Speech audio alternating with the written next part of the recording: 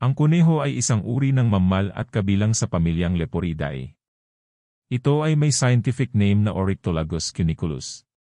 Ang ibig sabihin ng Oryctolagus ay gubat o lugar sa ilalim ng lupa sa wikang Griego. At cuniculus na nangangahulugang kuneho sa wikang Latin. Kaya ang kombinasyon ng dalawang salitang ito ay naglalarawan ng isang uri ng kuneho na nakatira sa lugar sa ilalim ng lupa o sa mga burrow sa ilalim ng lupa. Ang karamihan ng mga uri ng kuneho ay katutubo sa Europa, Aprika, at Asya. Ang mga ancestors ng modernong kuneho ay nagmula sa Europa noong panahon ng Eocene Epoch, humigit kumulang 5 milyon taon na ang nakalilipas.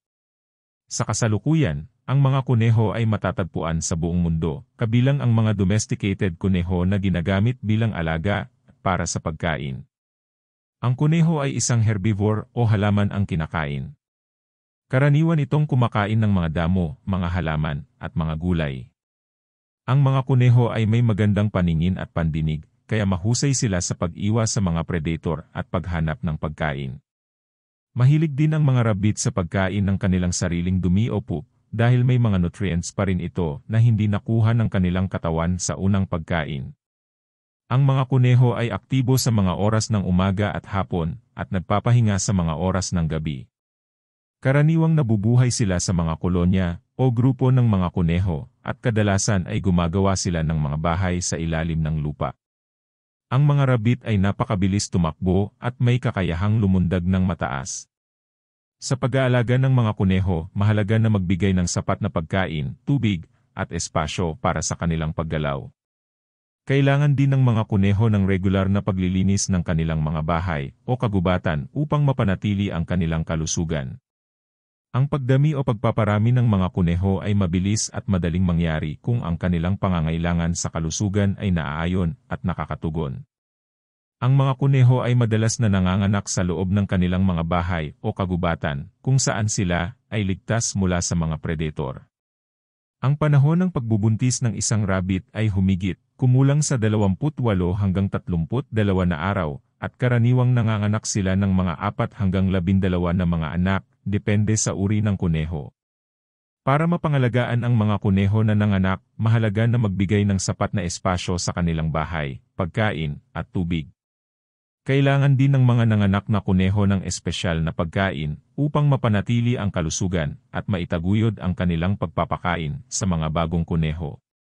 Sa mga domesticated rabbit, ang mga ito ay dapat na paghiwalayin ng kasama sa panahon ng pagbubuntis upang maiwasan ang pagdami ng mga ito, upang matugunan ang mga pangangailangan ng kanilang mga anak.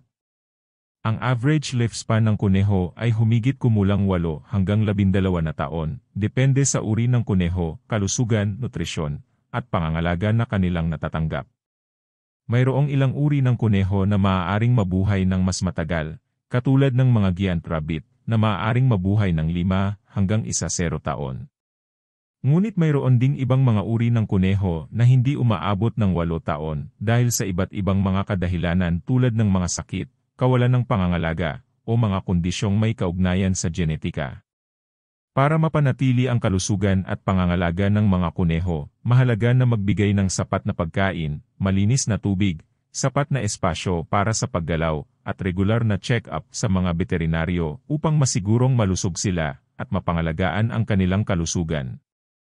Ang mga kuneho ay patuloy na lumalaki at tumatangkad hanggang sa kanilang pagkabatang edad, na kadalasan ay humigit kumulang sa 1 taon. Pagdating sa timbang, mahalaga na magbigay ng sapat na pagkain at espasyo upang mapanatili ang kanilang kalusugan at timbang. Kadalasan, ang mga kuneho ay mabilis lumaki sa kanilang unang buwan ng buhay. Sa loob ng 6 buwan, maaaring umabot sa kalahati ng kanilang adult size ang mga kuneho. Pagkatapos ng mga 6 na buwan, ang paglaki ng mga ito ay maaring maging mabagal na.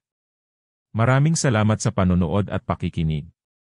Kung nagustuhan niyo ang video na ito, paki-follow, like, share.